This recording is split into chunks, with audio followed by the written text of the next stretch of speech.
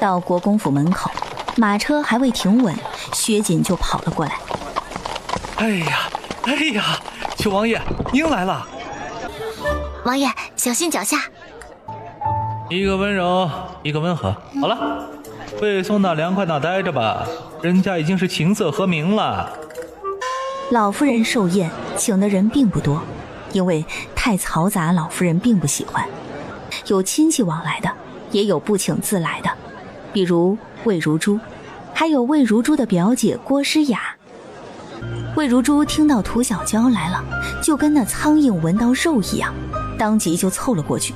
哎呀，涂姨娘可真是有本事，今日这样的场合，王爷竟然没带王妃来，而是带你来，王爷可真是疼你啊。萧氏对着魏如珠低斥：魏如珠，不得胡言。大娘，怎么了？可是我说错什么了吗？我也没别的意思，我就是觉得涂姨娘好福气。是吗？没别的意思，一开口就说王爷来这里不带王妃，却带着我。魏二姑娘这话可是在说王爷不懂规矩，还是想说王爷宠妾灭妻呢？涂姨娘怎么能这么想呢？我可没这意思。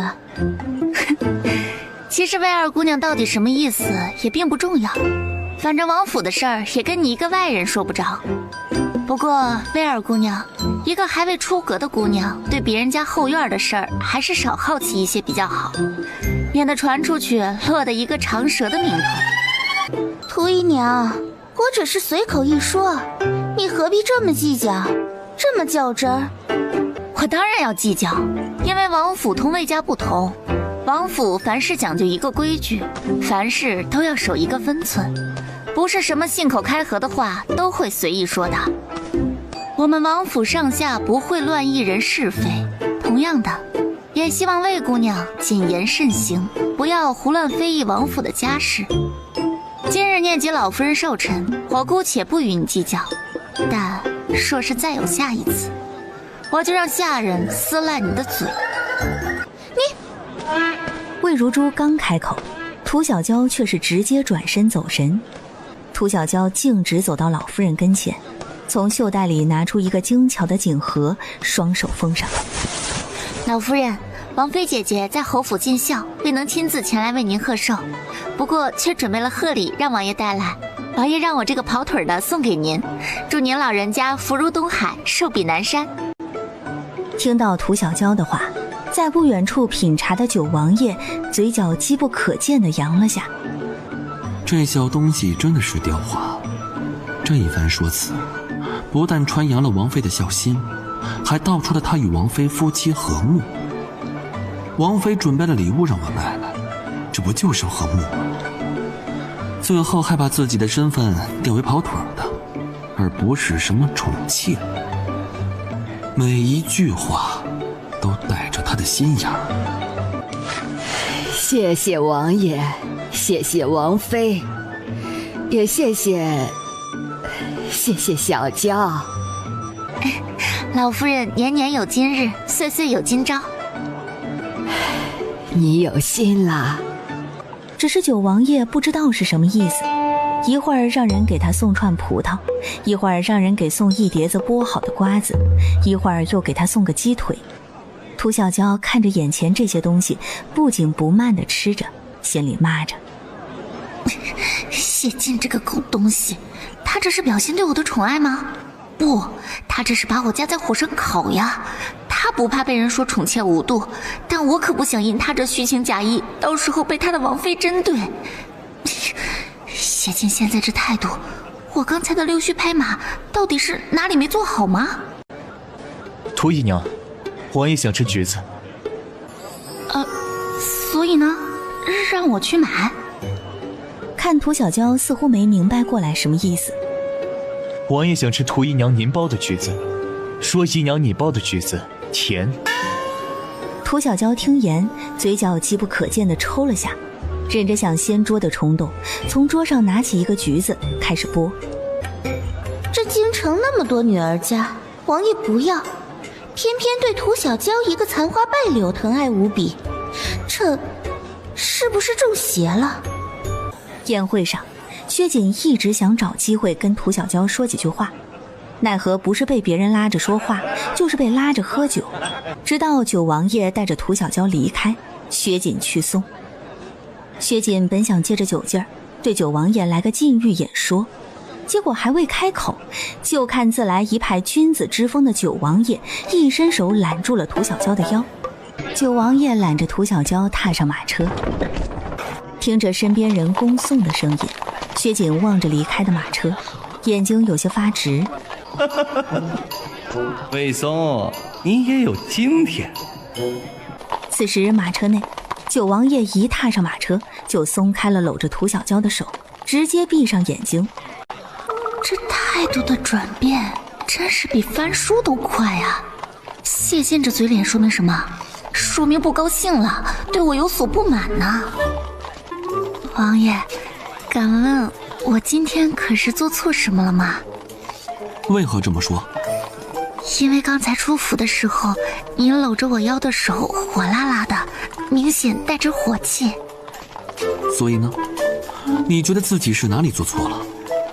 这小东西，你搂着他不心痴荡漾也就算了，还自顾地怀疑起你的居心来，这真是煞风景。解释过于精明，两者都不是什么优点。回王爷，恕小的愚笨，我思来想去都没有想出来，请王爷您指点迷津。都嫁过一次人了，对男人的心思就一点都不懂吗？回王爷，不太懂。你现在的夫婿是谁？自是王爷。所以，你对着我说对魏松念念不忘，这是坦诚，但也并不是什么值得嘉奖的事情。王爷，您刚才说魏松，魏松是谁啊？九王爷挑眉，我心里和脑子里除了王爷之外，真的装不进去，也记不住任何男人了。这已经不是油嘴滑舌了，这是奸呐！这人怎么能奸成这样？你可真不是个东西。威远侯府九王爷带着涂小娇去国公府为老夫人贺寿的事，以及宴会上发生的事，自然有那有心人特意去告诉了九王妃杜嫣然。杜嫣然听完微微一笑，涂小娇这妾室是我为王爷寻来的，本来我还担心王爷会有所不满，现在看王爷如此喜欢，我心里自然也是高兴的。郭诗雅听言连忙附和，对呀，王爷这真是爱屋及乌，因为是王妃选的人，所以王爷才会如此疼惜。杜嫣然笑笑，郭三姑娘可真会说话。之后杜嫣然又跟郭诗雅聊了几句，就以要市集为由将人打发了。不愧是嫁过人伺候过男人的，会的可真是够多的。你想多了，九爷是不会被涂小娇这样的人给勾引的。可是九爷就是故意做给我看的。闻言如意愣了下，一时不明白杜嫣然说的什么意思。九爷就是故意带着涂小娇去宴会，然后让我知道，想让我生气嫉妒或者产生危机，接着向他低头认错。说着杜嫣然凉笑一声，这些不过是九爷想要拿捏我的手段罢了。听杜嫣然说的信誓旦旦，如意凝眉，心里却感觉并不是这样的。九爷确实城府很深，手段颇多，但就算是为了让王妃生气，他也不会利用涂小娇，更别提还伸手搂抱涂小娇了。原来竟是这样，奴婢愚笨，王妃若是不说，奴婢还真是参不透。所以说到底，王爷这样还是希望王妃能服个软，回王府去。说着如意看着杜嫣然，王妃，既然如此，咱们不如回王。话没说完，被打断。不行，我不能就这么回去，不然九爷只会更加看低我，觉得我是那善妒又容不得人的人。更重要的是，杜嫣然不想低头。如意，你去从我的梳妆台上找一副头面给涂小娇送去，就说她照顾九爷有功，这是赏她的。当如意将来意还有打赏递给涂小娇时，哇，王妃姐姐真好，谢谢王妃姐姐。果然是没见过世面的土包子。王爷，若是没别的吩咐，奴婢就先行告退了。本以为王爷会问王妃一句的，结果竟然没有。所以王爷真的跟王妃置气吗？为何感觉王爷这就是冷漠呢？如意离开，涂小娇从妆盒里拿出一只发簪，仔细端详。哇，真漂亮！这个当了应该能当不少银子吧？这个不适合你。涂小娇挑了眉，没说话。以后有了女儿，可以送给女儿。女儿？怎么？不赞同？没有，给女儿挺好的，我都想好了。以后如果生了女儿就叫狗大，生了儿子就叫驴大。哼，你说女儿，那咱们就说说女儿，嘴上的事儿而已，又不是实操。九爷听言，翻书的动作顿了顿。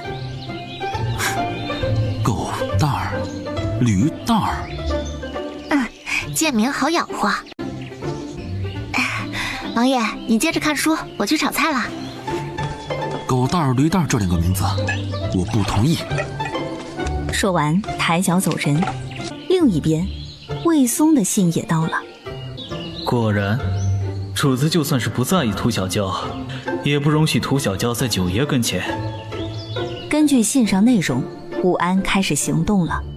威远侯府，如意回到威远侯府，将自己看到的如实的给杜嫣然禀报了一下。杜嫣然听了，语气不咸不淡。好在他还有做饭的手艺，不然本妃想夸他都不知道该夸什么了。琴棋书画样样不通，若是不会做饭，那就真是一无是处了。也就会这么一样，还在九爷跟前卯足了劲儿显摆。为了做好这个妾室，他也是费尽心机了。王妃，说到底，他还是那上不得台面的。如意本意是想讨杜嫣然欢心，但却被呵斥了。如意，你是本妃的丫头，很多时候代表了我的脸面。你说话一定要大方得体，不然这要是传出去，让人以为我心胸狭隘，容不得涂小娇跟九爷亲近。王府之后的几日，九王爷好像很忙，涂小娇基本没见着他。九王爷最后跟他说的一句话，好像是让他没事儿好好想想儿女的名字。比起做他的下属，他还是要我做屋里的妾室吗？还是觉得我一个女人能力不如男的？涂小娇心里不时琢磨着。这天晚上刚躺下，九王爷忽然就来了。王爷，您回来啦。过来，给我更衣。是。涂小娇下床走到九王爷的跟前，3下5除2就给他把外衣都脱了。王爷，要沐浴吗？是。那不用伺候。说完，九王爷抬脚去了洗衣间。王爷这个点儿来做什么？好像很好猜吧，但猜的也不一定准，所以接下来怎么办啊？静观其变吧。然后等到九王爷从洗浴间出来，两人又都在床上躺下，双方均维持着4平8稳的姿态。忽然一声细微的声音破了这沉寂。王爷，床下好像有什么东西。我下去看看。找点什么事儿干都行，别干彼此了。这规矩，他真的是一点都没有。从我身上爬过去，不小心踩到什么，一下子拍在我身上的事情，他真的是一点都没有想过。你在啊什么？王爷，床底下有条蛇。看九王爷的神色和反应，涂小娇眼帘微动，当即得出结论：九王爷怕蛇。去叫护卫进来。王爷，俗话说远水救不了近火，也许在我去叫侍卫这么一会儿的功夫，那蛇就爬了上来，爬到床上了呢。所以呢？所以与其指望那离得远的侍卫，王爷倒不如吩咐我去做。我做妾室虽然不合格，连个儿女的名字都取不好，但是我做下属真的相当有天分，想到能为王爷效力，我真的是赴汤蹈火都不带怕的。听言，九王爷静默了下。所以他真的宁愿去抓蛇，也没想过抓住我。该说他有自知之明呢，还是该说他不知好歹？王爷，您看。你先抓住，给本王看看。得嘞你。哎呀，你还挺厉害呀。哎呦，这小东西长得还真漂亮。哎呀，这身体真是又软又滑，摸着还真是舒服啊。听着床底下那声音，九王爷嘴角抽了抽。知道的你是在抓蛇，不知道的还以为是在强抢民女。王爷，你看我抓到了。本来床下有一条蛇就已经够瘆得慌了，现在一人一蛇，画面更是一言难尽了。守在外的安武看屋内没灯了，正准备离开，就看屋内的灯又亮了起来，接着就看到九王爷披上外衣走了出来。王爷，这就结束了。九王爷听言，穿衣服的动作顿了顿，还未说话，跟在后面的涂小娇就顺嘴接了句：这事儿又不难，修一下就好了。哎，抓蛇而已，简单。只是涂小娇跟安武说的可是两码事，所以当安武听到这个修字的时候，眼睛顿时又瞪大了许多。安武，涂小娇在。今天晚上在这里给我写王府规训，不许睡觉。王爷，我不会写字啊。那就让安武教你，写完了明天拿给本王看。说完，九王爷抬脚离开。王爷为啥罚咱们俩？你这么聪明，连这都猜不到。你都说王爷休了，不被罚才是奇怪。哎，真是祸从口出。不远处，九王爷先让侍卫在屋子里查找了一下，确定没什么蛇虫鼠蚁，方才躺下。一番折腾，本以为总算可以歇息了，结果不多会儿，安武和涂小娇的声音就传了过来。涂姨娘，字不是这么写的，你把笔握好了。啊，是这样吗？我握笔的姿势没错呀，为什么写出来的字还是这样难看？涂姨娘，您自夸了，您写的这一坨一坨的，根本就看不出来是字，就哪里看得出美丑？安武，你这话说的可真是有点难听了。虽然我写了10个字，9坨是黑的，但是这个大字还是很工整的嘛。人不可能十全十美，我已经能入得了厨房，才上得了厅堂就过于完美了。你，算了，写字吧。好吧。不多会儿，涂小娇的声音再次传来。哎呀，这笔是真不行啊，根本就不听话。还有这纸，写啥都是一坨，这也太差了。安武绷着脸，也许根本就不是纸和笔的问题呢。是吗？你的意思是说，是你教的问题？你之前教别人写过字吗？屋内，九王爷听到这话，扯了下嘴角。所以他的字写得不好看，绝对不是他自己的原因，都是支笔与安武的错。如此宽以待己，严以待人，涂小娇还真是可以啊。过了会儿，门外传来安武的声音：王爷，属下无能，实在教不了涂姨娘，请王爷另行责罚，让属下去剿匪或杀敌都行。安武，这个时候就别打搅主子歇息了。你要是不想教我，要不就你来写吧，我来研墨。等到主子问起来的时候，就说是咱俩写的。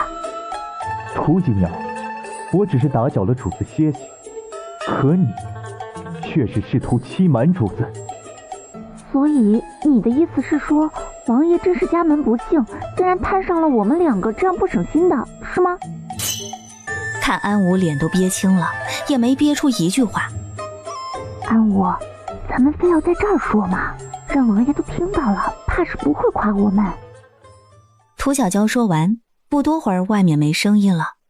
翌日天还未亮，九王爷起身准备去早朝，推开门就看到了站在门口眼底泛青，脸色十分难看的安武。王爷。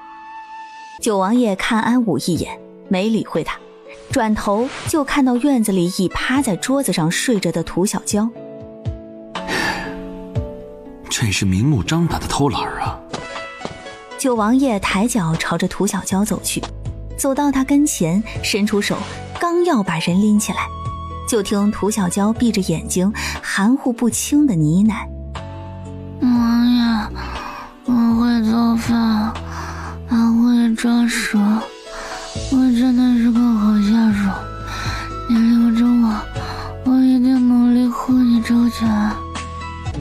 涂小娇，你可真是不遗余力，睁开眼闭上眼都在算计。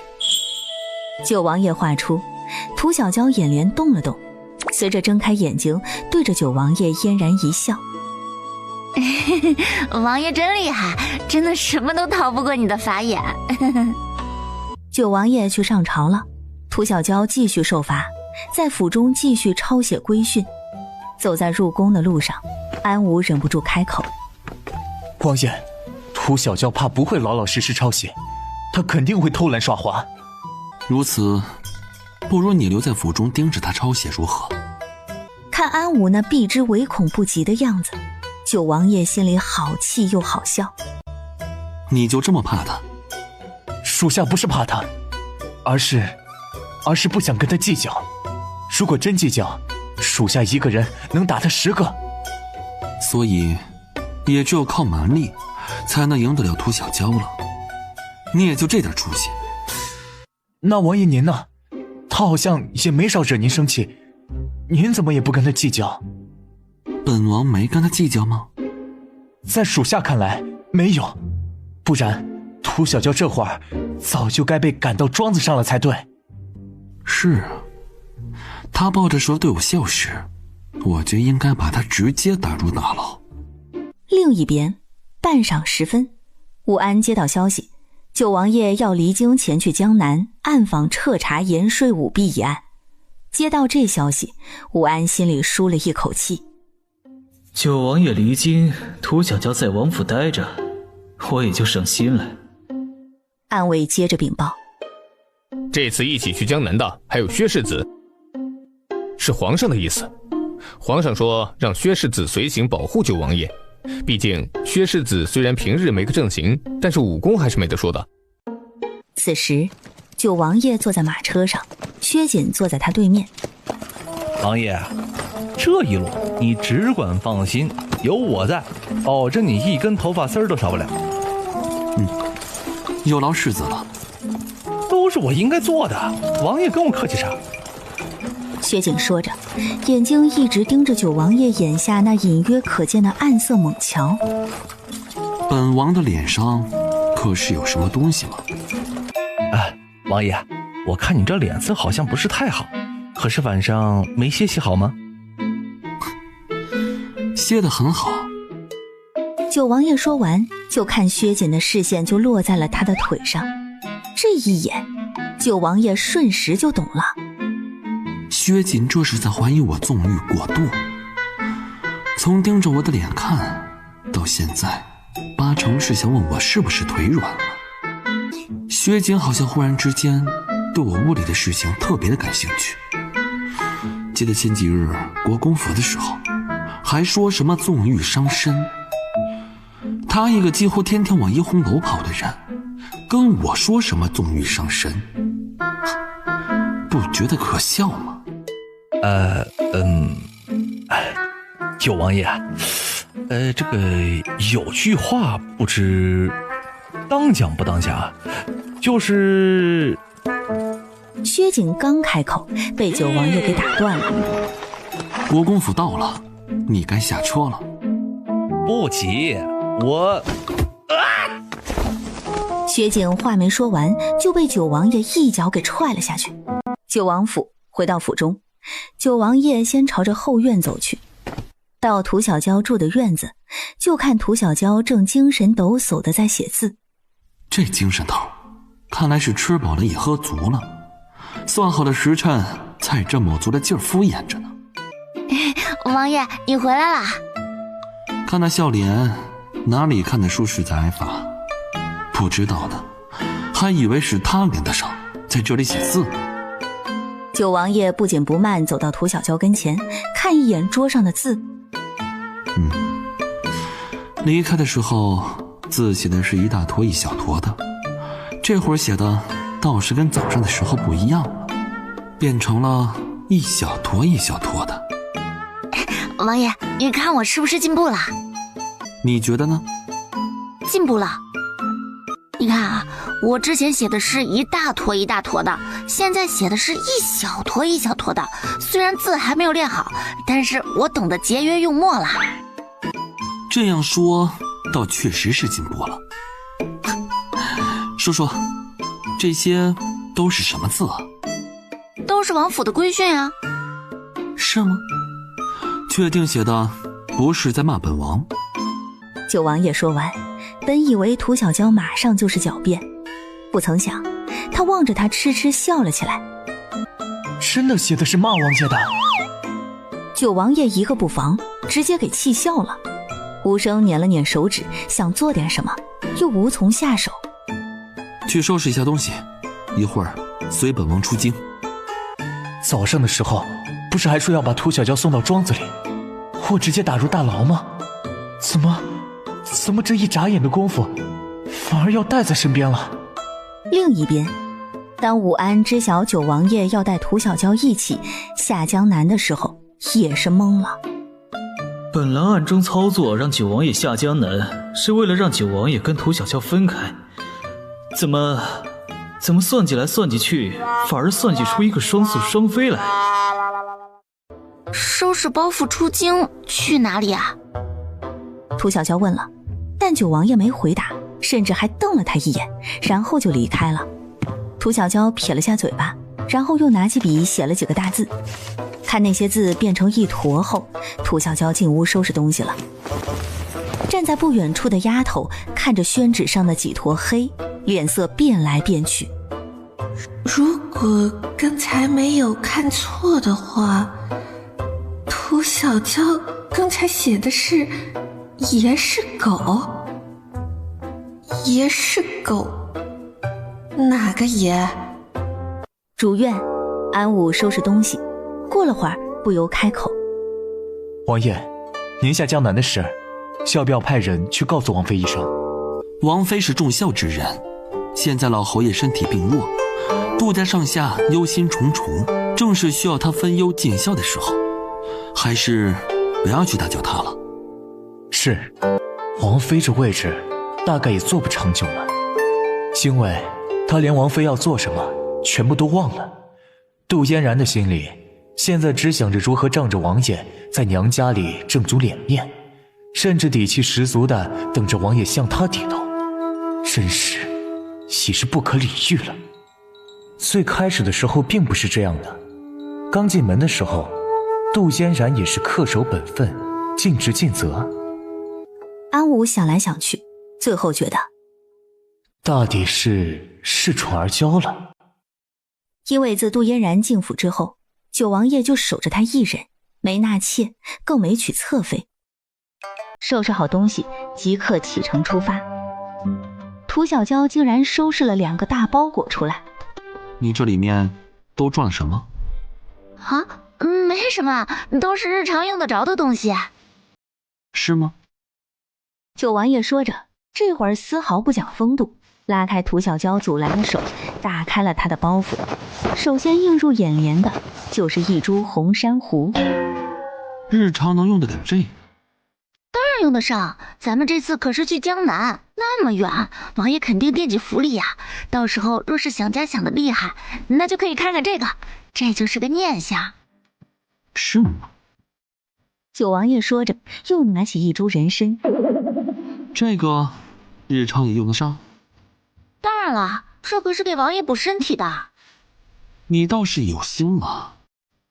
接着九王爷又拿起一精巧的玉佛。日常也用得上这个？哎呀，用得着用得着，我打算每日祷告，祈求王爷身体康健，万事顺遂。最后九王爷还翻出了月饰带，每一样都说出了用途，包括月饰带。九王爷没问。咱们府中做的月饰带质量好，不容易侧漏，不会弄脏。闭嘴！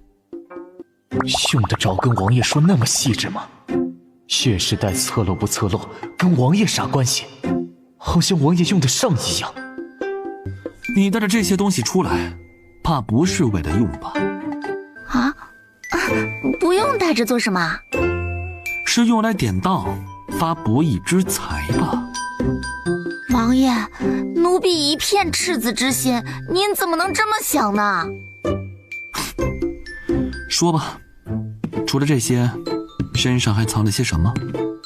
没有，我身上除了一颗滚烫的忠心之外，别的什么都没了。你是自己拿出来，还是让本王搜？王爷若是不信，尽可搜吧。九王爷听了，盯着涂小娇看了会儿，然后伸手。好痒！哎呀，王爷，你轻点儿！九王爷不过是刚碰到涂小娇的胳膊，他就哼哼了起来。九王爷搜身的动作顿了顿，东西没搜到，他放荡的名声可能就先出来了。九爷，安武，等等我！随着声音，马车停下，薛锦提着2个跟涂小娇差不多大的包袱，就急匆匆地跑了过来。哎呀，买这些东西可是累死我了。世子，这里面是什么啊？嘿嘿，这里面可都是好东西，看到没？各种糕点。涂小娇带了2包赃物，薛锦带了2包袱糕点，极好。在九王爷离开不久之后，王府就有人马上去了威远侯府，将九王爷带着涂小娇一起离京的事禀报给了杜嫣然。带涂小娇离京去了哪里？什么时候走的？这么大的事，九王爷为何不告诉我？杜嫣然一连串的问题，让小丫头一时不知道先回答哪个。你说，王爷为何带涂小娇出门？回王妃，奴婢听安侍卫说，涂小娇是太后赐下的贵妾，王爷很是看重，所以趁着现在朝中无事，就带她出去见见世面，增长一些见识，免得日后被人给看低了。简直荒诞！就算涂小娇是太后赐予的，那也是妾，而我可是嫡妻，涂小娇再如何，也不能压过我去。王爷还不曾带我一起出去过，却先带涂小娇一起出门了，这不是打我脸吗？另一边，九王爷的日子齐过的也跟郎情妾意完全不沾边，倒是涂小娇跟薛锦2人，那可真是过得有滋有味的很。小娇啊，你尝尝这桂花糕，这是陈记100年老字号，不是一般糕点铺子能比的。好吃，好吃。小娇啊，你再尝尝这个，这肘子是1品楼的招牌，味道好得很。真的，我还是第一次吃到这么软烂入味的肘子，真是好吃得很。跟哥一起出门真好。哎，你如果喜欢，等到了京城，我带你去吃。啊，真的吗？可我没钱啊。嗨，没事儿，我请你。多谢哥哥，不过我也不能总让你请我啊。咱们相互请，你没银子的话呢，找九爷要就行。涂小娇听了，看一眼闭目养神，或许不是闭目养神，只是想对他们眼不见为净的九爷。哥，王爷挣银子也不容易，所以我也不能做那败家的。啊？九王爷挣银子不容易？那不可能啊！毕竟九王爷也从来不是什么良善之辈，抄家的事儿他也没少干的，油水他也没少捞。可以这么说，九王爷最不缺的就是银子，而最缺的就是良心。哥，与其找九王爷讨要，不如咱们自己赚银子。咦，怎么，你有赚钱的路子？哥，我记得你之前说跟已过世的摄政王关系很好，对吗？所以呢？哎呀，俗话说是朋友就要两肋插刀，咱们自然不能让摄政王给我们两肋插刀，但是啊，咱们借助他的威名搞点银子应该是可以的吧。你想怎么搞？难道是去盗那死鬼的墓，还是要卖了他的尸身，还是给他配银婚？哎呀，也不用搞得太复杂，就卖他几幅字画，赚个万八千的就行了。哎，这不行啊，摄政王的字画我可是拿不到。不用拿，我现在写。听到这话，九王爷也睁开眼睛，薛瑾眼睛瞪大。你会临摹摄政王的字画？你不是不认识几个字吗？我哪里会临摹摄政王的字画，我只是写字还不错，所以呢，我来写，你找人刻了摄政王的假章盖上，这一路上若是遇到那奸恶的官员或者是奸商，咱们就把字画卖给他们。九王爷挑眉，写字还不错，那一坨一坨的，能叫不错。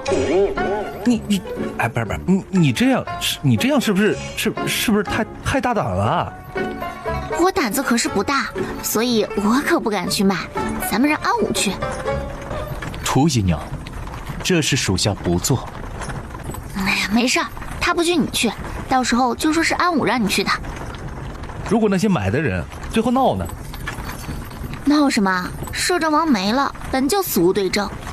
若是不放心，在卖给他们之后，晚上偷偷潜入他们府邸，再把东西烧了就好了。薛瑾嘴巴都张大了，九王爷就笑了。我还去抓什么恶贼？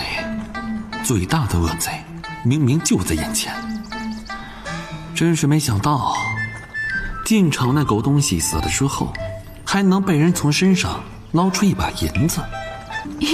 王爷，我是不是很有当下属的潜质？只要是让你不愉快的人，就算是死了，也不能让他安生了。涂小娇这话出，薛瑾嘴巴又张大了一些，连桂花糕从嘴里掉出来都没感觉。涂小娇会的这些东西，记不过来，根本记不过来。他现在不但当着主子的面捞银子，最后还讨了主子的欢心。在前往江南路上，涂小娇因为一番心术不正的演说，被九王爷下了令。以后你少说话。涂小娇听了还没说话，九王爷就又补充了句：不想被我夺牙的话，你就继续说。小娇，咱们前面就是平安县了。这县城的名字呢，虽然叫平安县，但却一点都不安生。所以呢，你这2日小心一些，别着了坏人的道儿。皇上让薛瑾跟着出京，是保护我的。但是现在，薛瑾显然已经违背圣旨了。不应该说是现在，应该说是在半路上，在涂小娇一声声的夸赞之中，薛瑾已经自动将保护的人从我换成了涂小娇了。夜半，就在涂小娇睡得正香的时候，忽然听到一声尖叫：“救命啊！救命啊！”既然醒了，也出去看看吧。涂小娇穿着衣服，揉着眼睛走出去，然后就看到院子里已经站满了人，而上身光溜溜的薛锦正在人群中央，在地上坐着，脸上表情懵懵的。爹，就是他跑到女儿的房间里，对女儿一图不轨。少女的旁边，一年约40的男人听到这话，当即勃然大怒，撸起袖子冲过去就要打薛锦。这位大叔别急，这里面是不是有什么误会啊？怎么，你跟他是一伙的？涂小娇听了还未说话，就看男人一转头，对着大门口的人喊道：“官爷，他们是一伙的。”你跟他一伙的？涂小娇听了，下意识地转头看向九王爷，九王爷就跟个看客似的，不动不言。不，官爷，我跟他根本就不认识，我跟您是一伙的，我是帮着你抓恶贼的。官爷，我好像看到这个人还有一个同伙。同伙？对，那就是他们是一伙的。薛锦和安武被衙差带走了。这位公子做错了事儿就要勇于承担，去了牢里之后要好好的改造，以后出来了好好做人。现在不做人的是我吗？是你呀！带着满是冤屈的嘶吼，薛锦被带了出去。你看我这话说的，我都大义灭亲了，简直就是正义之师了，他还说我不做人了，他这做兄长的对自家妹妹要求也太高了吧？你刚才这一番作为也已经足够了，薛锦为着心里的这口气，也一定会在牢房里奋力的活着，绝不会寻死觅活。公子可是觉得我做的太过了？你自己觉得呢？我也是入乡随俗嘛，他们恶，咱们得比他们更恶。听言，九王爷看了看涂小娇。我听我哥说，王爷一直想着怎么进入平安县府，你看现在不就进去了吗？你知道的倒是不少。哎呀，想为王爷分忧，怎么能一无所知呢？都进到牢里了，还怎么查？涂小娇神秘一笑，刚要说话，就看这次案件的苦主走了过来。这位妹妹，刚才真是谢谢你，如果不是你，坏人还没那么容易被抓住。姐姐太客气了，伸张正义都是咱们应该做的。妹妹真是侠义心肠。敢问这位公子是？他是我家公子。听言，女子对着九王爷扶了扶身，正想聊几句，就看九王爷一转身回了屋里。姐姐莫怪，我家公子身体不太好。过了一会儿，涂小娇应付完外面的人走进来，就看到了正冷眼看着她的九王爷。看我就看我吧，还总是看我的天灵盖和咽喉处，专看死穴，搞得人后脑勺都开始发凉了。公子，时辰不早了，您肯定也累了，赶紧歇息吧。你跟人说我有隐疾？狗男人，耳力可真好啊！公子，奴婢也是逼不得已呀。您没看那女子都开始跟您暗送秋波了吗？咱们这一趟出行可是要干大事的，绝对不能让女人给耽误了。本来这一趟就凶险，你再招蜂引蝶，到时候事更多。所以未免节外生枝，多惹事端，你就隐疾吧。你继续说，薛锦都进到大牢了，你觉得他该怎么查？司马，对于我说他有隐疾的事儿，就这么略过了？应该不可能吧，只是暂时不提了，大概都给我攒着呢。就如那鸡蛋，等到小篮里的鸡蛋装满了，九王爷肯定就该清算了。不过情况是会变的，也许攒着攒着他就忘了呢，而我就逃走了呢。昨日在街头那个不小心撞到薛锦怀里的女子，公子应该记得吧？记得。我在街上溜达的时候，听人说那姑娘不是别人，正是县府的大姑娘，最喜男色。所以，为了让县府小姐多个选择，你把安武也送进去了。我也是担心人家小姐万一一种口味吃腻了呢。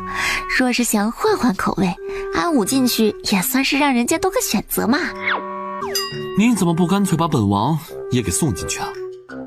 哎呀，公子连句甜言蜜语都不会说，勾搭女人这活你不行。听完，九王爷嘴巴抿了抿，随着合衣躺下，背对涂小娇。这是生气了？哎，可惜了，我不但不想哄你，还想在你屁股上踹两脚，真难伺候。另一边，牢房内，薛锦对着安武一脸的心酸。安武，你说涂小娇是不是鬼故事讲多了，她都不会做人事了？她没讲鬼故事的时候，也没做过什么人事。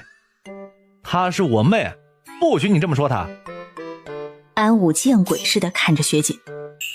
哎，你别这么看我啊，她能把咱们俩都算计到牢里，那是她的本事。我总不说了，女人有脑子比有情义更重要，所以她没做错。安武听言，当即起身，走到距离薛锦最远的地方坐下，免得被他满嘴的邪风给吹到了。我也不想这么拍马屁呀，但是以后若是想在九王爷或者魏松跟前耀武扬威，就必须巴结涂小娇啊。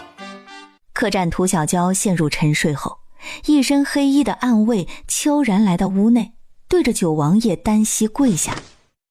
王爷。说吧，都查到什么了？根据王爷的吩咐，属下让人一直暗中盯着那对污蔑薛世子的妇女，然后今天半夜看到他们去了县府，见了县府大小姐沈玲。从他们的对话已经确定，他们就是沈玲派去故意污蔑薛锦的，为的就是把他送入大牢，然后沈玲再装模作样的去英雄救美。暗卫说完，看九王爷突然站了起来，暗卫心头一凛。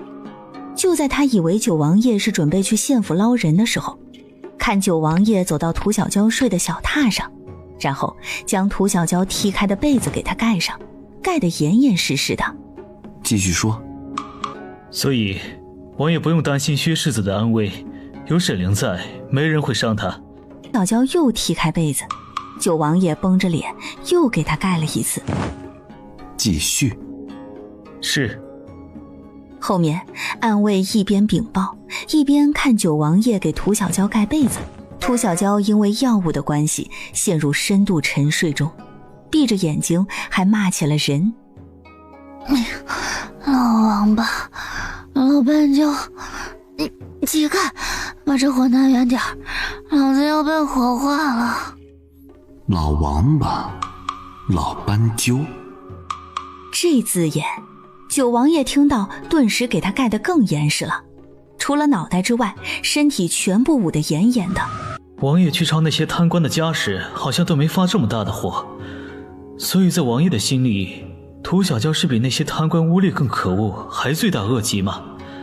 只是既然如此不喜涂小娇，为什么还要涂小娇跟他一个屋？是日子太顺心了，想试试过一下新色的日子吗？好了，你下去吧。是。直牢房。哎，安武，你想不想听可夫故事？不想。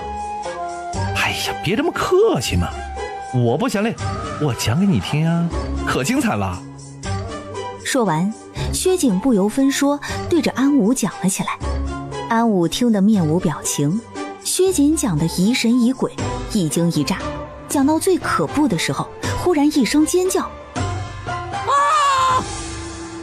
突然的一声让人猝不及防，安武也是不由得头皮一紧，而薛景更是吓得差点抽了。翌日客栈，涂小娇醒来后就一直坐在小榻上发呆。坐在那儿做什么？啊，没什么，就是昨天晚上做了一夜的噩梦，这会儿感觉脑子发沉。做什么噩梦了？不好说。说吧，本王也想听一听。昨天晚上我做梦，梦到一个老斑鸠想非礼我，但是身体不行，不能行事，就把我给绑了起来，试图烧死我，最后甚至想闷死我，搞得我一晚上生生睡出了死去活来的感觉，浑身都是难受的。说着抬手摸一下自己脸，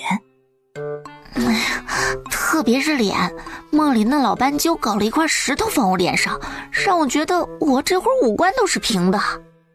老斑鸠也就罢了，还是不能行事的老斑鸠。昨天晚上果然就不该心软，就该直接闷死他。涂小娇说完，看九王爷脸色很是微妙。啊，公子，你怎么了？是不是也觉得这个故事相当的可怖？确实可怖。你没在梦里被吓死、闷死，本王心里是真的高兴了。谢公子，外面有人找您。闻言，九王爷不再说话，起身走了出去。来找九王爷的人不是别人，竟是杜嫣然。夫人。杜嫣然嗯了声，然后看向九王爷。夫君，先进来吧。公子夫人，奴婢去让店家送些吃的过来。不耽误你们夫妻团聚，卿卿我我，多善解人意啊！懂事的主子这个时候就应该给赏钱了。进屋后，九王爷坐下，看着杜嫣然。你是怎么找到这里的？王爷，您可是不愿我过来吗？你身体娇贵，不适合长途跋涉，还是留在京城比较好。王爷，你不忍王妃受累，可您出远门，王妃在府内心里也不安稳，总是担忧王爷，挂念王爷，所以对于王妃说吃苦受累都算不得什么，主要是守着王爷您这心里才踏实。别说了，主子正说话，哪里由得你插嘴？没规矩。王妃息怒，奴婢知错了。王爷，你放心，我也只是顺路经过这里，听说你在此停留，就过来请个安。明日我便会离开，不会扰了您和涂姨娘的雅致。顺便路过这里？是，我要去丽州看望二弟。挺好，你们姐弟情深，许久未见，他看到你定然很高兴。我不辞辛劳来找他，就是向他低头了。本以为他一定会感动欢喜，结果他竟然这样。我不信凭着王爷的聪明，看不出我到底是为谁而来。他现在这一副一点都不挽留的态度是什么意思？莫不是真的觉得我不该来，或是真的觉得我搅了他的雅兴？公子夫人，饭菜来了。刚说完，就看到杜嫣然转头看向他，眼里带着刀。啊，这狗男人干啥了？不是饭菜来了吗？还杵在那做什么？啊，公子息怒。涂小娇帮着伙计一起摆饭。公子夫人，你们慢用，奴婢去看看汤炖好了没。这丫头倒是挺贴心的。夫人的眼光真好，选的人自是不错。杜嫣然抿嘴，确实人是我选的，我不能说不好，但我也没让你喜欢。另一边，涂小娇给厨房的伙计交代了一声就出门了，直接去了牢房。衙差问他跟薛锦什么关系，为什么来探望他。涂小娇给衙差塞了一点碎银子，义愤填膺道：官爷，我就是来看个热闹，看看他这个采花贼受罪吃苦的样子。涂小娇在衙差的带领下进去后，刚看到薛锦和安武，就听：大小姐，您请进，您小心脚下。别说话，县府大小姐来了。看沈大小姐沈凌风姿卓越地走到薛锦和安武所在的牢房前。开始选了，薛锦和安武谁会入选呢？论姿色的话是薛锦胜，但论身体的话自然是安武瞧着更强壮。强壮应该没啥用，因为沈凌要的就是景致，他从一开始的目标就是薛锦。因为距离有点远，所以涂小娇没听到沈凌跟薛锦还有安武都说了什么。不过从两人表情瞧着，好像有些不太对劲儿。啊，难道是沈凌把安武跟薛锦都收了，所以才使得安武如此大受震撼？好在沈凌并未待多久就离开了。涂小娇疾步走过去，随着听到薛锦的声音传来：为什么他选你这个外挂猎枣不选我啊？我同你一样，同样想知道。两位流氓，你知道吗？沈凌那个眼瞎的竟然没选我，选了安武。为啥呀？他说我连鬼都怕，胆小，说胆小的男人什么都小。什么都小这话的杀伤力对于男人来说那可是致命的。都这个时候了，你竟然还笑？当然要笑呀，我本来就是来看热闹看笑话的。薛锦听了脸耷拉着，没想到这位公子还是位狐妹子。狐妹子？涂小娇说完转身走人。到客栈后，见只有九王爷一人在房间内坐着品茶看书，未见杜嫣然的身影。公子，夫人呢？你这么关心夫人，不如从今天起让你跟在夫人的身边，如何？奴婢凭公子您安排。跟着杜嫣然应该也挺好，她的银子应该比谢晋的银子好糊弄。他们在牢里如何？果然这厮在派人暗中盯着我，所以对我的一举一动这么清楚。回公子，他们挺好的，安侍卫入选了，成了沈大小姐的新宠。是吗？这倒是出乎预料。可不是嘛，安侍卫高兴的眼睛都大了2圈。九王爷嘴角扯了下，涂小娇幸灾乐祸的不要太明显。看来之前在王府时，安武对他的所有不客气，他都铭记在心，所以看着安武倒霉，他挺高兴的。人不大，心眼却不小。薛公子没入选，岂不是很失望，很不服？不是不服，那是相当的不服。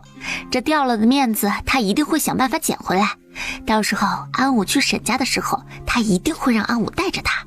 待到了沈家，凭着我哥的上进，定然想方设法的跟安武争宠。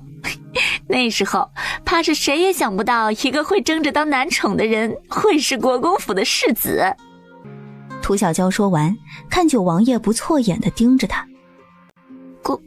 公子怎么了？薛锦对你也不错，现在他这样，你倒是高兴。所以呢？这是说我无情无义吗？公子说的对，这一次的任务我哥实在是牺牲太大了，所以等到事情了了，请您一定要上报朝廷，让我哥加官进爵才好。你倒是会顺杆子往上爬。涂小娇跟九王爷在这里说话，没发现从外回来的杜嫣然正在不远处，眸色沉厉地盯着他瞧。晚饭后，画眉过来了。公子，夫人说身体有些不适，怕过了病气给公子，所以就又开了一间房歇息一晚上，明日再出发前往利州。画眉说完，眼睛巴巴地望着九王爷。画眉的眼睛真的是会说话，满眼都写着让九王爷赶紧去怜香惜玉。既然身体不适，就好好歇息，晚上伺候你主子。是，奴婢遵命。说完，忽然看向涂小娇。公子，晚上奴婢怕一个人伺候不过来，若是可以，公子可否让涂姨娘一起过去照应一下夫人？伺候不了，就拿那卖身契，自行离开吧。公子息怒，奴婢下去。画眉离开，九王爷看一眼眼观鼻，鼻观心的涂小娇。杵在这里做什么？去收拾你的小榻。这是典型的神仙打架，小鬼遭殃啊！你们夫妻闹矛盾，我夹在中间里外不是人。九王爷看我不顺眼，而杜嫣然和画眉主仆二人说不得以为我是多得九王爷的宠爱呢。可实际呢，我晚上在九王爷这里就是个捕蛇师，养猫抓鼠，养我抓蛇。唉，可惜这些杜嫣然他们肯定不信啊。确实不信，所以在听完画眉说的后，杜嫣然脸色分外的难看。看来我这次还真是看走眼了。本以为涂小娇一个卑贱的乡野寡妇，一个破鞋，要见识没见识，要清白没清白，绝对入不了王爷的眼。谁曾想，王妃，看来秦嬷嬷说的没错，寡妇会得多。王爷现在就是被她给迷惑了。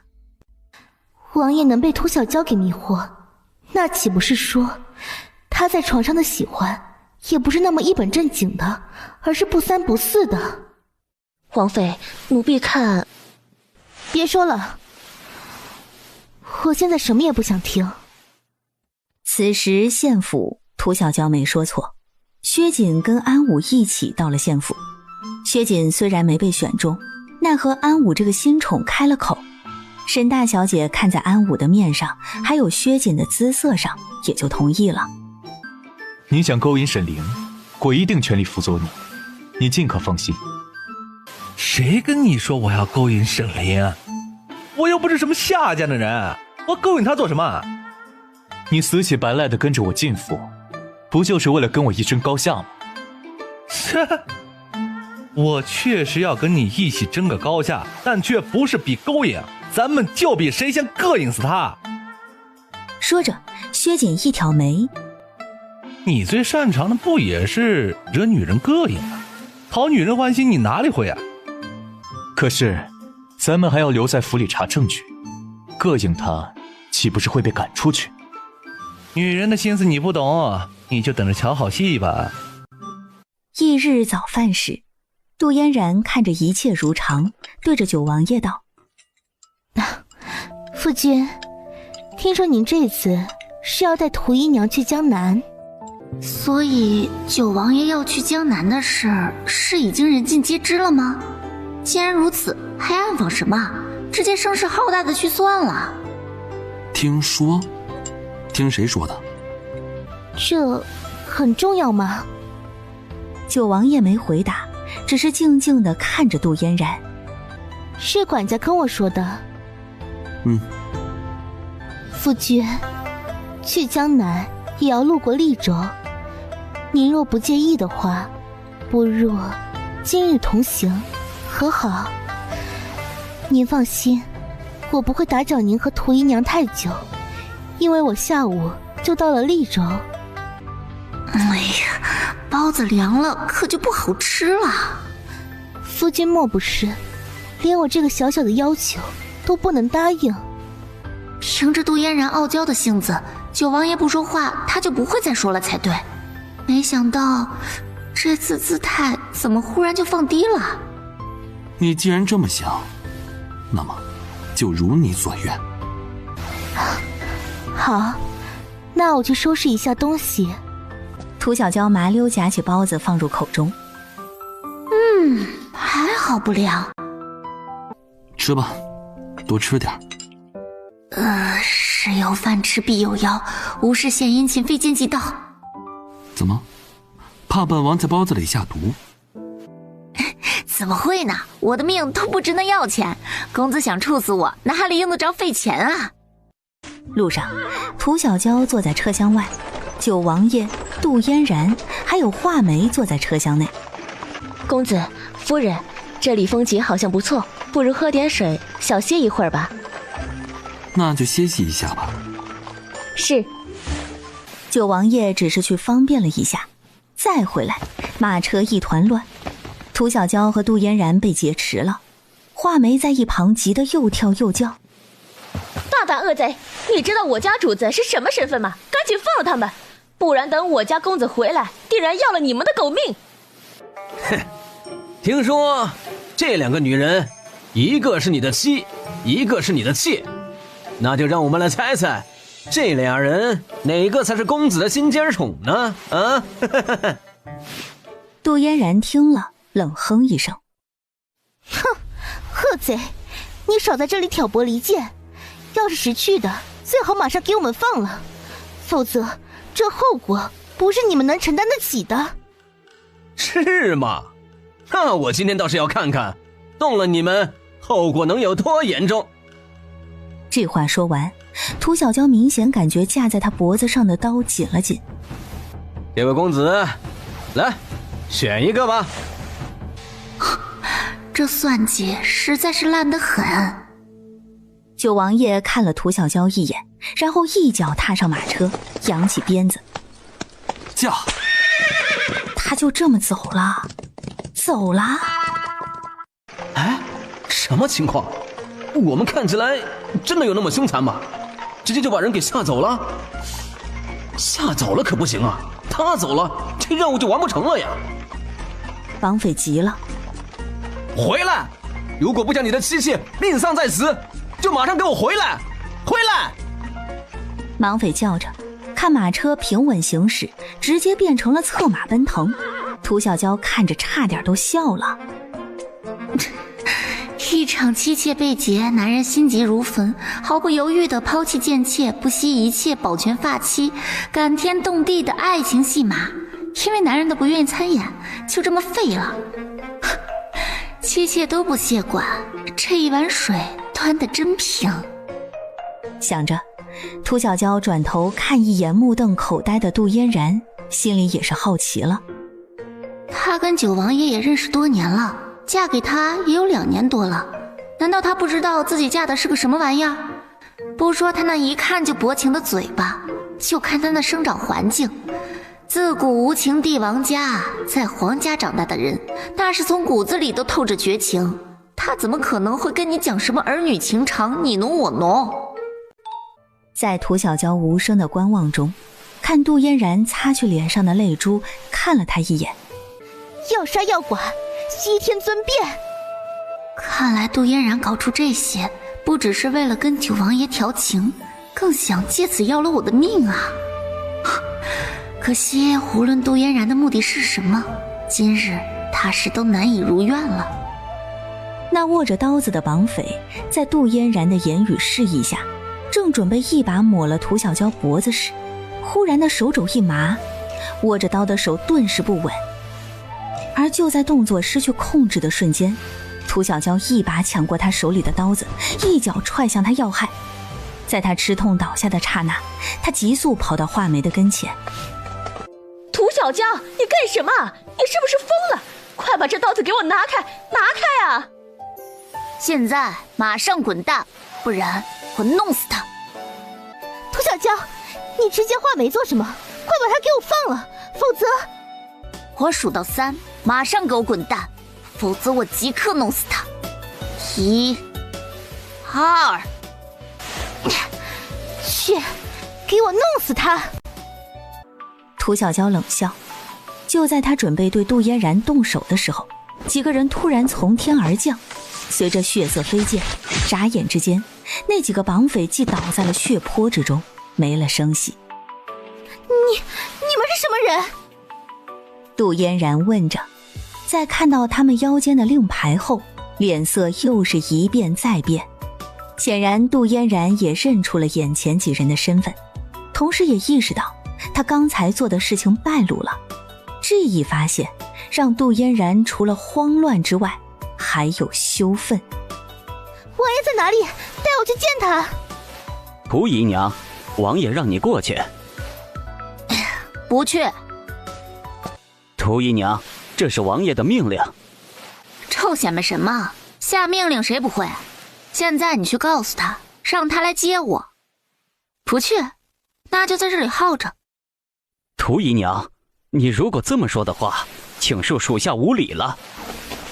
说着就要强硬带涂小娇走。啊！非礼啊！有人耍流氓！跟谁学的？动不动就闯屋来。王爷，刚才那些人都是奴婢找来的，跟王妃无关，请王爷责罚。九王爷看都没看画眉一眼，对他的话更是充耳不闻，抬脚径直走到涂小娇的跟前。不是让本王来接你的吗？我现在来了，走吧。我腿被那些人吓软了，走不了了，所以你看着办吧。刁民。说完，忽而弯腰将涂小娇拦腰抱起，大步朝前走去。涂小娇抱着九王爷的脖子，看着脸色煞白的杜嫣然，附在九王爷耳边小声说：王爷，你说我现在亲你一下，能不能把他给气死？你可以试试。九王爷说完，涂小娇顿时盯着他的脸仔细瞅了起来，从眼睛到鼻子到嘴巴，逐个的仔细的看了一个遍。唉，算了，我是个软心肠的人，这种气死人的事儿我实在做不来，于心不忍。是对杜嫣然于心不忍，还是没瞧上我的鼻子、眼睛和嘴，不想亲？对于这个问题，九王爷没问，只是看了涂小娇一眼，随后松手。九王爷面无表情越过他，径直走向马车。涂小娇望着九王爷的背影，嘴巴嘀嘀咕咕、唧唧歪歪，全部都是脏话。不想嘴巴被我缝起来，就管好那张破嘴，别以为你嘀嘀咕咕的，本王就听不到。马车上，涂小娇与九王爷相对而坐，一个静默不语，一个闭目养神。相对沉默不久，九王爷突然听到一声抽泣声。这是在哭？他也会哭吗？这不免让九王爷有些惊诧。之前被困在密室的时候他都没哭，硬气的跟那金刚钻似的。现在他哭什么？九王爷心有不解，直接问：你哭什么？涂小娇不言，只是默默的掉泪，还不时的发出一声啜泣声。闭上嘴，再哭本王就把你丢下去。涂小娇听言，抬眸看了看他，一把鼻涕一把泪。看着涂小娇那哭相，九王爷嘴角颤了下，莫名的想笑。你是在笑我吗？没有。你说谎。本王还是第一次看到一个女人是这么哭。九王爷说完，涂小娇不再说话，默默地背过身，不再看他，只是肩膀一抖一抖的，让人知道他正在专注地哭鼻子。九王爷静默少时，拿出钱袋子，从里面抽出一张银票，放到涂小娇身边。不一会儿，看到某人一边抽泣着，一边伸出两根爪子，咻的把银票收了起来，然后继续呜呜呜。九王爷压着嘴角，又抽出了一张银票放过去，咻，又不见了。这次明显比上次还快了。九王爷这边放，涂小娇那边咻。最后，九王爷放完了，涂小娇又背对着他，伸手朝着他搓搓手指，那给点银子意思意思的手势。九王爷绷着脸道：没了。涂小娇把手收了回去，然后九王爷看涂小娇脑袋抵着车壁，弓着身体开始1、2、3、4，数着，肩膀又抖动了起来。之前抖是哭，现在抖，不用说，自然是因为笑的。九王爷看了忍不住，抬脚在他屁股上轻踹了下。你这个财迷货！小娇是假哭，但杜嫣然是真的哭了。画眉，你说我现在是不是在做梦？王妃，王爷一定是被涂小娇给下了什么药了，不然绝不会做出这样的事情的。这世上没有男人会喜欢一个寡妇的，九王爷这样身份尊贵的人更加不可能。所以待咱们回京之后，要马上禀明太后，涂小娇这种心术不正还会邪术的人绝对不能留着，必须处死。对，邪术，皇家对这个是最不能认的。只要太后信了，涂小娇必然会死得很惨。如此，倒是能泄了我心头之火。走吧，去找二公子。过了利州后，天已经黑了，九王爷等人找个客栈随便住了下来。公子，这客栈好像没多少人啊，会不会是一家黑店呢？你能不能有点出息？那你再给我点银票，让我壮壮胆。在这个店里，最黑的也就是你。说完，转移话题，去，让店家准备一些吃的送过来。涂小娇前脚离开，侍卫随着走进来。主子，都准备好了。那就动手吧。是。利州杜家，杜嫣然心怀万千盘算，来到杜志峰的住处。刚进门，一把利剑就抵在了他的咽喉处。杜嫣然一惊，你们……画眉刚要跳出来护住，就被黑衣人一掌给劈晕了过去。你们是什么人？想干什么？我们是什么人你管不着，但我可以告诉你，杜志峰欠了我们一条命，我们今天是来取他狗命的。我是当朝九王爷的王妃，你们杀了杜志峰，对你们没有任何好处，所以咱们不如坐下来谈谈，你们要什么，我都可以让你们达成所愿，无论是银钱还是权势，我都能助你们达成所愿。说着，声音一沉，语气冷厉。相反，如果你们对我们杜家人动了手，不但得罪了威远侯府，更是得罪了九王爷，这样除了让你们所有人都跟着丢了性命之外，别的什么也得不到。这样得不偿失的事情，你们又何必去做呢？若是这样，我们倒是达成所愿了，因为我们今天来就没打算活着离开，同样的，也绝不会让你们活着出去。你们敢？王妃既然这么疼爱这个弟弟，倒是可以选择替他去死。人死账消，你们姐弟死谁不是死，对我们来说都一样。听到黑衣人这话，本已疼得快晕死过去的杜志峰一下子就激动了起来，对着杜嫣然呜呜个不停。客栈夜半时分，涂小娇已经睡着的了，听到涂小娇嘟囔了一声，听得不太真切。九王爷不由蹲下身子，这次听真切了。北松，我有银子了，我给你买肉吃好不好？拿着我的银子，想着给他那死鬼夫君买肉吃，这是死罪可免，活罪难逃啊！公子，听到门外传来的声音，九王爷静默少时，随后伸手在涂小娇脸颊上拧了一下。公子怎么了？没什么，有蚊子。说完，九王爷起身走了出去。涂小娇捂着发疼的脸颊皱眉。啊，蚊子？这马上都入冬了，哪里来的蚊子？而且就凭我跟他的关系，真有蚊子，他也只会恨不得蚊子咬死我，不可能帮我打蚊子。门外侍卫对着九王爷禀报：公子，王妃跟杜二公子的事解决了。怎么解决的？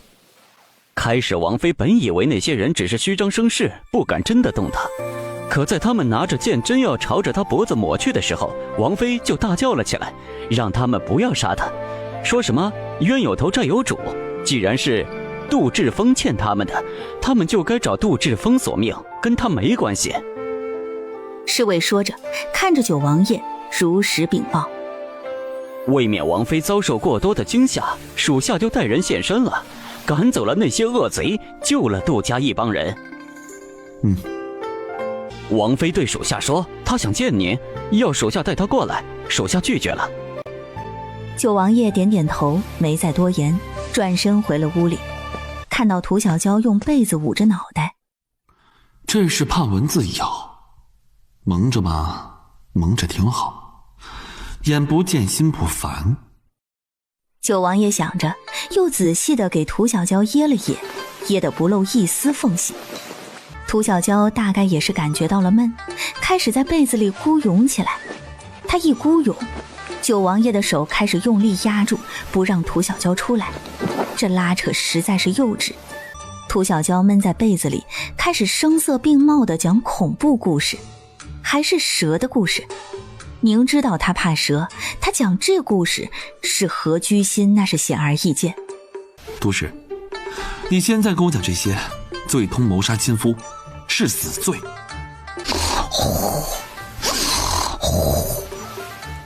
王八念经，不听不听。九王爷一把把人扯过来。涂小娇，我看你是真欠收拾。这银票给我了，可就是我的了，你可不能抢。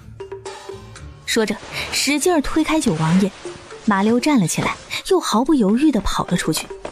所以这刁民是已经察觉到了什么吧？他刚才护着的不只是银票，还有对我的拒绝。他不只是防备我劫财，也在防备我劫色。对他硬心如磐石，可为何这手却总是想碰碰他？是我也终于到了犯贱的年纪了吗？在涂小娇想着怎么逃离的时候，有些人也是同样的不淡定。五哥，咱们还是赶紧行动吧，别想什么阴谋阳谋了，直接把人带走了事儿。